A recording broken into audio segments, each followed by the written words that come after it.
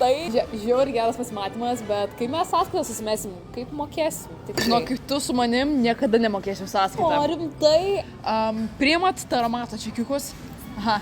Žem, gersi dar šitą vandenį. Ačiū. Ne, visai gerai. Kam tau reikia? 10 centų aš priduosiu. Tai ką tu man dovanų padovanosi, greitai mūsų sukaktuvės, gimtadienis, dar brangiau. Tau turiu siurprizą. Varai, pagrindinę parodysi. Daug, ką tu man nupirkai, eik tu savo, nu tokių man siurprizų nedarai tiesiog. Kas čia? Man tiesiog butelius padovanojai. Tu iš manęs tyčiojas ar kas čia negerai, aš nesuprantu, ar tuštyje, blogiau. Kaip tu manai, iš kur aš tą mašiną nusipirkau? Buteliai? Labai daug butelių buvo. Labai daug. Tu čia darai, čia vėl kažkas su tara, ne? Čia yra gražinti verta iniciatyva, kuris skatina gražinti tarą ir dalyvauti žaidime, kurio pagrindinis prizas yra tararolė. Tai tarara žaidimo metu reikia gražinti tarą, įkelti čekio nuotrauką į svetainę www.tarara.lt, dalyvauti loterijoje ir gali laimėti elektrinį motorolerį. Tararolė. Lyg benzo nei teisinė reikia. Nu, bet žiauriai kietas žaidimas, nu tarą vis tiek priduosi, ne? Nu, tai gali ir nuskenuoti čekį ir va, dalyvauti žaidime.